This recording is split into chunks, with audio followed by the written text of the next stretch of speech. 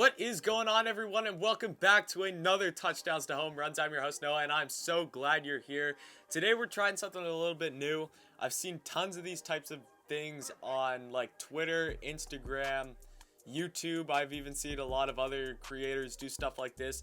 But NCAA football conference realignment, something that is very interesting for me to look at, and I love doing it. So I decided that today I want to do one that is for just this season alone. With all that's happening with COVID and everything, I want to create a season that would make it easy for college football to play and a safer season to play, and that would still be very, very, very entertaining for us fans to watch. So I'm excited to get into this, but just before we get into that, I just want to say, guys, me and my partner Bernie on this channel have been grinding so hard to get this channel off the ground, and it's happening. We are starting to pick up steam now, and I'm so thankful for all you guys, all of our subscribers out there right now watching this. We are so thankful, and your support and everything does not go unnoticed, so thank you for that. But guys, if you haven't already subscribed, especially if you love college football, I make a lot of prediction videos and other fun college football videos. Bernie makes a ton of recruiting videos, so if you want to stay up to date with recruits, you want to hear some other opinions on college football, or just any sports in general, I promise you this is the channel for you. So definitely go hit that sub button down below. Now let's get into checking out my conference realignment and everything like that. So I want to start off with how the season's actually going to work. So each conference has 16 teams. There's 4 conferences, 16 teams, and each division has 8 teams. Obviously, you want to split them in half. So each regular season will have 7 games, a 7-game regular season. I don't want any cross-division games. I don't want any out-of-conference games because, again, this is for COVID. This is for the COVID season. This isn't for past seasons coming up. This is for this season and what's going on, and they really want to keep the teams and everything like that really close. They don't want to play too many games. So you're going to have a shorter season, 7 games, but I'm telling you that these games will be good quality games. So less games sucks, but better quality games, and you actually get a college football season. I don't know what there is to complain about, especially with all that's going on. You play every team in your division.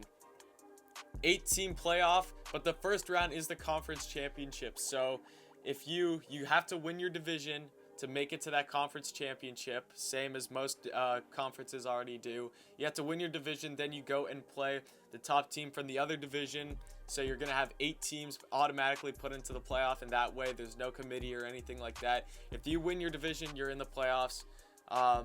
If you win your division, you're in the playoffs, no doubt about it.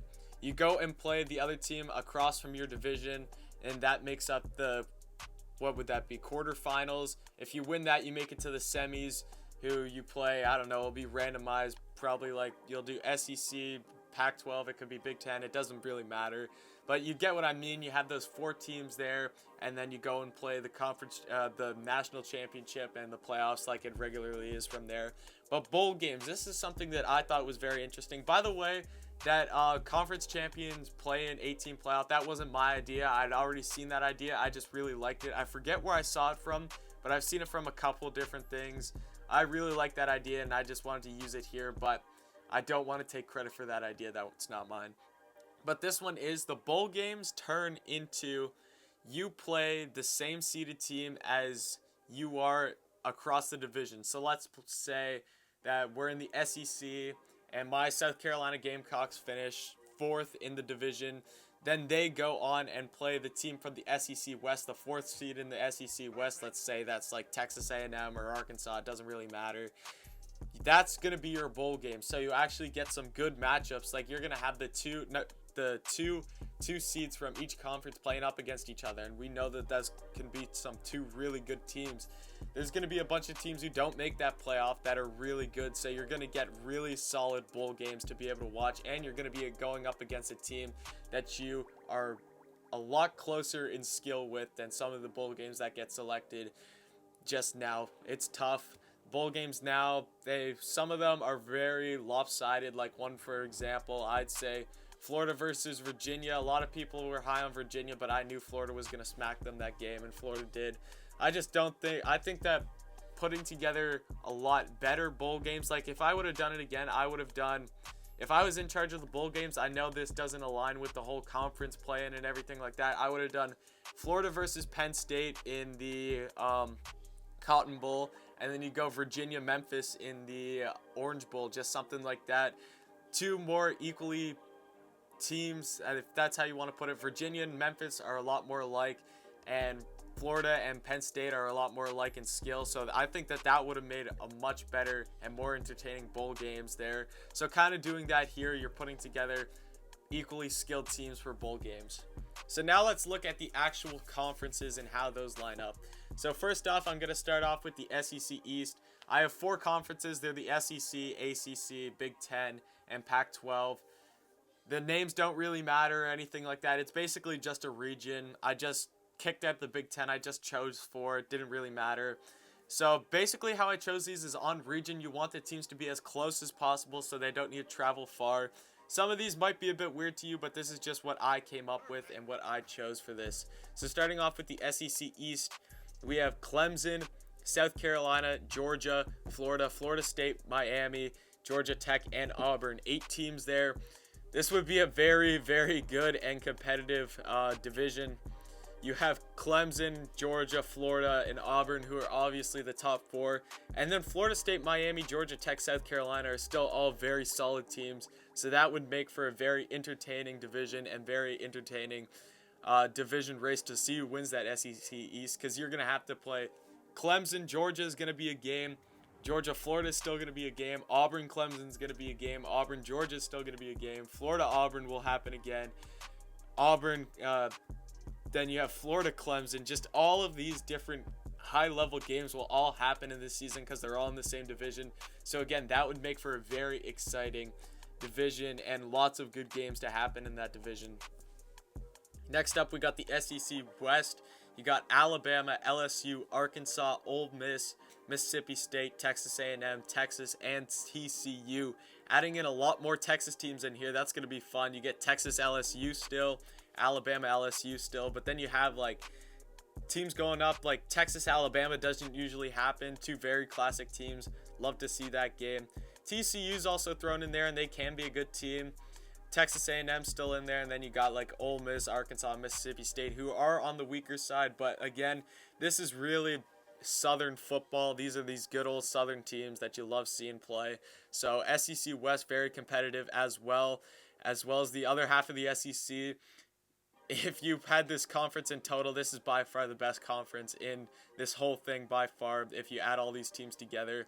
I think the East is stronger. Like, I'd take Clemson, Georgia, Florida, and Auburn over Alabama, LSU, Texas A&M, and probably Texas. I think that the East is stronger, but that's just my opinion. Now we're going on to the ACC, and I got the South quotation marks around that. I just had to throw in. These teams are more Southern than the North Division, but these teams aren't really South. You got North Carolina, you got Duke, Wake Forest, NC State, Tennessee, Vanderbilt, Louisville, and Kentucky. So kind of that range. You got North Carolina, Tennessee, and who's the other state in here? North Carolina, Tennessee, and Kentucky in here. So those 3 states all very close to each other. This isn't as competitive as the other one. You're probably looking at like Tennessee, Louisville, Kentucky, and UNC as being the big schools here. But again, you'll see teams that don't usually get their chance to shine in the spotlight have a very good chance at pulling up in a playoff spot. Like, Tennessee fans would probably be thrilled about this because they're probably favored to make the playoffs this year. They're looking like a good team this year. So if this happened, I think Tennessee fans would love that. Lots of good competitive games, though. These teams are very equal in skill. Next, we're moving on to the ACC North. We got Virginia. We got West Virginia, Virginia Tech, Boston College, Maryland, Rutgers, Syracuse, Pittsburgh. Again, a bit of a weaker division, but it is what it is. Teams like Virginia was good last year. I think they're on the decline still. But you're going to have a team like the other division in the ACC who's not usually getting that spotlight that they deserve. They're going to probably make a playoff spot. Whoever wins the division is probably going to make a playoff spot and shock some people. So you love to see that in college football.